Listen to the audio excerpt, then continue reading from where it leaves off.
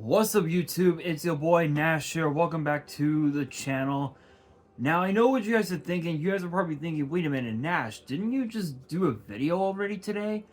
Yes, I did. However, I was supposed to have done this video yesterday. However, I completely forgot about it, and I figured, why not get it done right now? Excuse me. So for today's video, we have got my predictions for the King and Queen of the Ring PLE that will be taking place this Saturday at the Jeddah Superdome in Jeddah, Saudi Arabia. Honestly, I can't wait for this one, because this is gonna be a bit of a weird. Even though this is gonna be a weird PLE, I honestly think that this might just be one of the best, because even though there's only 5 matches on the card, each and every one of them is going to be insane. But before we get into it, I do want to let you guys know that we are now on the road to 500 subs, and who knows, maybe we might hit 500 subs by the end of the year. And as always, I've said it before, I will say it again.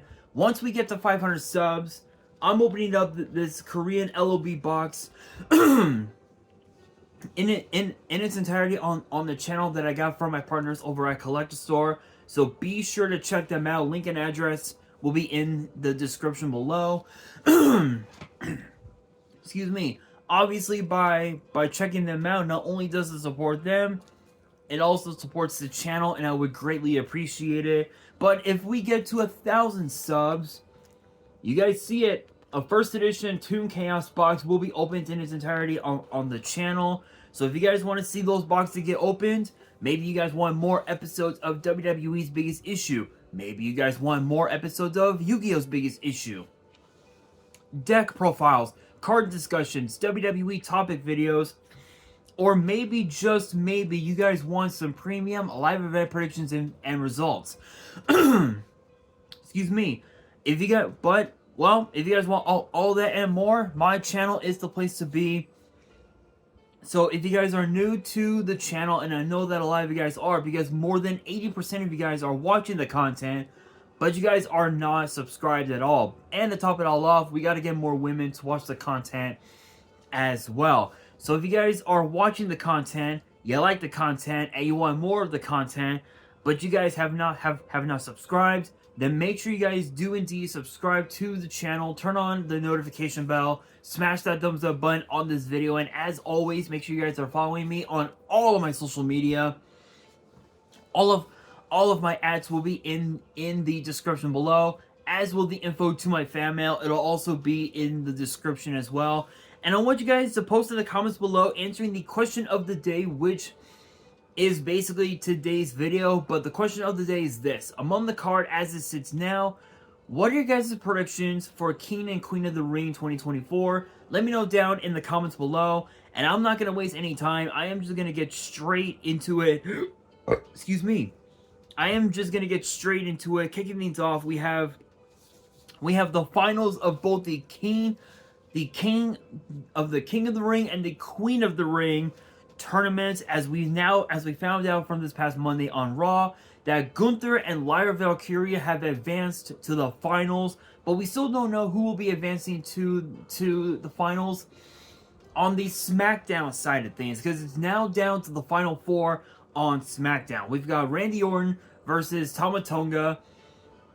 We have as well Nia Jax versus Bianca Belair, and the crazy thing is that Nia Jax last week on SmackDown got Jade Cargill disqualified because she knew full well that Jade Cargill was that chick, and yeah, she wanted nothing to do with Jade Cargill, which I don't blame Nia Jax, but at the same time, if you want to be the Queen of the Ring, you gotta go all out and face your opponents head on. Lyra did that, so why not Nia? Why not Nia Jax? plus I think it would have been pretty cool to see both Bianca Belair and Jade Cargill go at it one-on-one. That right there is quite the dream match. I think we could agree on. But as far as the men's side of things, the King of the Ring tournament, honestly, anything can happen. I mean, with Kevin Owens, still being injured after what happened at Backlash, there's really no telling what can happen next. And honestly, at this point, it's hard to say, because now that Tonga Loa is now on SmackDown, is now part of the bloodline alongside Solo and Tama Tonga.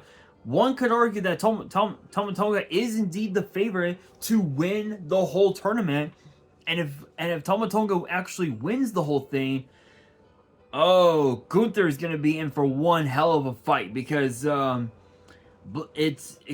always be bloodline rules. But as far as who I think is gonna win the semifinals on the SmackDown side of things, it definitely has to be Nia Jax. I feel like because of Bianca's knee, there's no way Bianca Belair is gonna be at 100%. Even if she were to pin Nia Jax, she has to face off against Lyra Valkyria, and that is gonna be no easy feat. But as far as the men's side of things, again, Tama Tonga is the odds-on favorite, but then again, so is Randy Orton. But if Randy wins it, I mean, it's gonna be Chop City, bitch, plain and simple. But if I had to predict of who wins both the King and Queen of the Ring, if it came down to Lyra Valkyria and Bianca Belair, I would have to say Lyra Valkyria. I feel like her becoming queen of the Ring would really, it could really elevate her career to the extent where we might see the rematch from Halloween Havoc between Becky Lynch and Lyra Valkyria, which is a high possibility. But we could also see Lyra and Becky go, team up to take on both Belair and Cargill, which is another possibility. But if Nia Jax makes it to the finals, it's gonna be a fight. But that fight won't be a match for Nia Jax. I think Nia Jax is gonna win the whole thing, and just glow and say, "Oh, I'm queen," just glow like a little baby, pretty much. But as far as the men's side goes, I mean, if it's Tonga Loa, Gunther is gonna be in for one hell of a fight.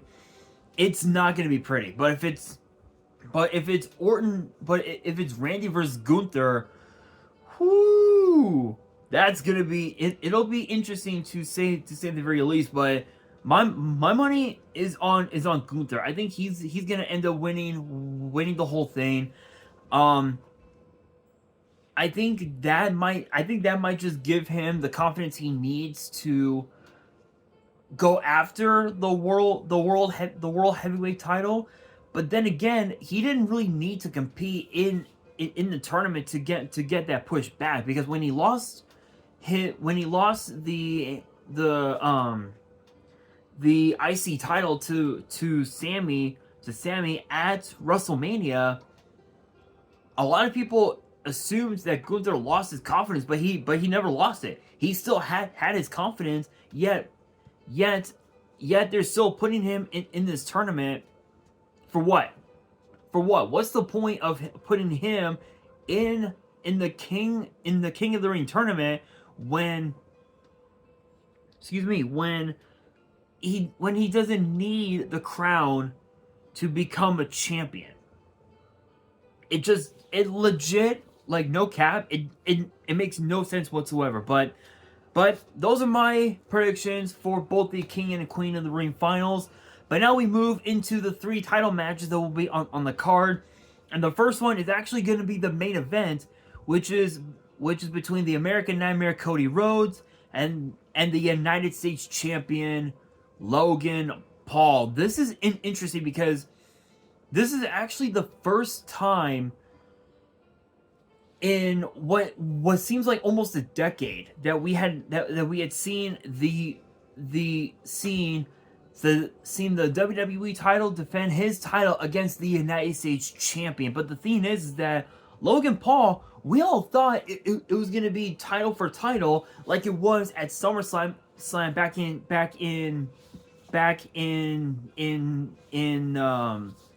2015. But Logan Paul was like, no, I don't care. I'm not defending my title. I want that WWE title, and I'm not putting up my title either. So I don't know. I feel like that maybe it should have been title for title, where if Cody Rhodes does win, yes, he will become a Grand Slam champion, given the fact that he's held the tag team titles 6 times. He's held the 7 times. He's held the titles 7 times. He's held the IC title twice, and he's also a former and he also won the undisputed title as well. Technically, it counts as 2 titles, so it would have made him a Grand Slam champion. But Logan did not want any of that bullshit. So the way I see it,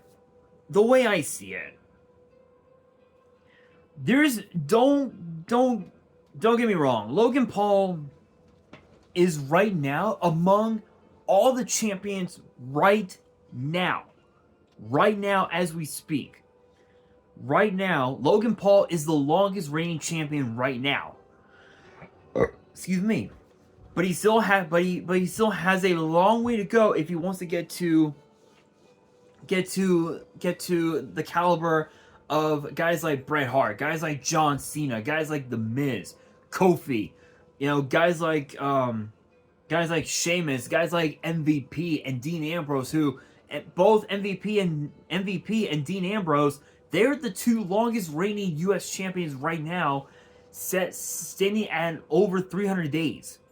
For both, literally individually, is over 300 days. In fact, I think Ambrose held it for, oh my god, what was it, 372 days? And I think MVP held his first title for 359 days, I think, or something like that. Somewhere around there. But still, I think this is gonna be a fight. Not for Logan Paul, but for Cody Rhodes, because of the fact that Logan Paul has a lot of people. He's got Jake Paul, his brother. He's got KSI. He's got what was the guy that I Show Speed. He's got his crew from his Impulsive podcast. He's got people, and the way I see it, it's gonna be a fight for Cody Rhodes, because if he can somehow manage to overcome those odds and defeat Logan Paul, that right there will say a lot about Cody Rhodes, that he is willing to do whatever it takes to keep that title. And honestly, technically, yes, we could be in the cusp of a new champion, but we're still young in the reign of the American Nightmare. So there's really no way that Cody is going to lose at this stage, at this early stage in his run as WWE champion. So my money is on Cody Rhodes. But speaking of young title reigns, next up we have Sami Zayn, Chad Gable, and Bronson Reed for the Intercontinental title. And this is interesting because this is, I believe, only the third time. This is actually the third time that Sami Zayn is competing in his second homeland in Saudi Arabia. Obviously, we know of the incidents that had happened in the past. Not gonna say what they are. If you know, you know. But with the relations, if you will, have been together again. Sami Zayn is now able to travel to Saudi Arabia and just enjoy his career. This is, again, the third time that Sami Zayn's been able to compete in Saudi, and honestly, I fucking love it. I think it's awesome that Sami Zayn and even also Kevin Owens are allowed to show up as well. But when you really think about it,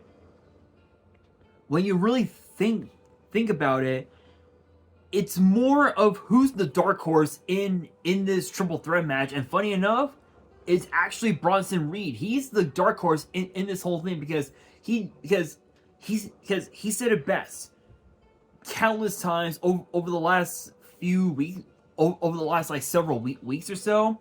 He said that he doesn't give a damn about the rivalry between both Sami and Gable. All he cares about is the Intercontinental title, and Gable wants that title more than anything else. But if you guys saw what happened this past Monday on Raw, Otis injected himself into the match, clotheslining Sami Zayn because he knew that if he didn't do what Chad Gable asked, forced him to do, 9 times out of 10 he would have been bitch slapped again.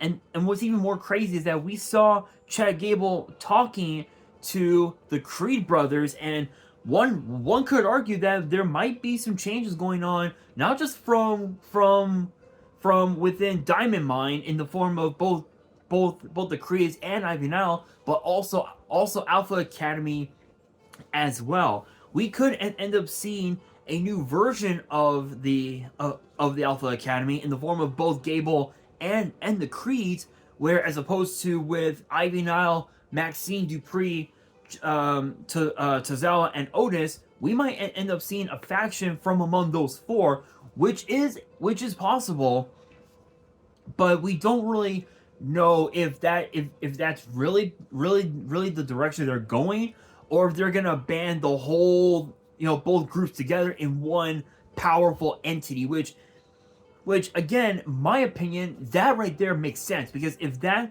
does come to pass, then the entire Raw roster is going to be put on notice, including Judgment Day, including the LWO, and even also the Final Testament as well will have all been put on notice, which is possible, but we don't really know. But as far as who's the odds-on favorite, hands down, it's Sami. Sami Zayn is the odds-on favorite.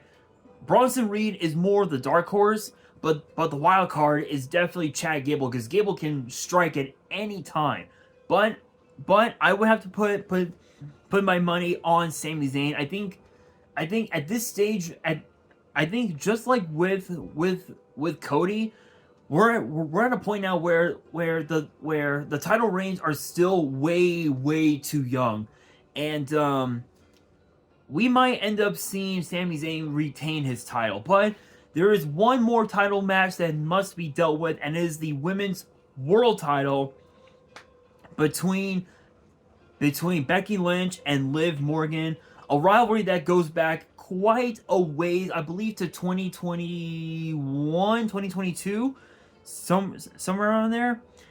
All over the Raw women's title, which is now part of SmackDown as the WWE women's title. But when you really think about it, this rivalry had been personal years ago, when Becky, when Liv Morgan called Becky Lynch, when saying, said big time Bex is a big time bitch. Liv Morgan's words, not mine. Just throwing that out there first and foremost.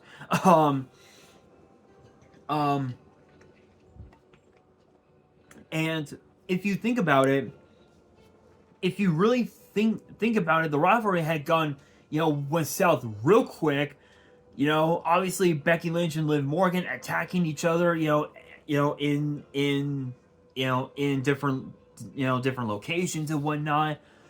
But now it's escalated to where Liv Morgan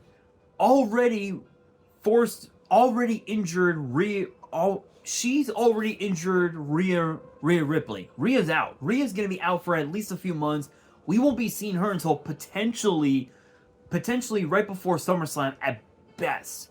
At best.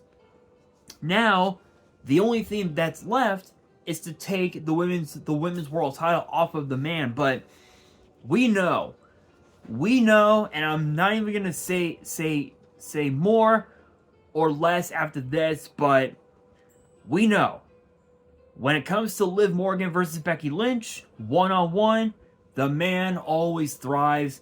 I'm putting my money on the man. We are definitely going to be seeing see Becky Lynch retain the women's world title. But with that being said, honestly, but again, hold on, before I close out the video. Honestly, those matches are going to be bangers. So get ready for King and Queen in the Ring. But with that being said, guys, that will do it for today's video. Hopefully you guys enjoyed. If you did, make sure you guys smash that thumbs up button. If you guys are new to the channel and you guys want more premium live event predictions and results in the future, then make sure you guys subscribe to the channel, turn on the notification bell, and follow me on all of my social media. All of my ads will be in the description below, as will the info to my fan mail. It'll also be in the description as well.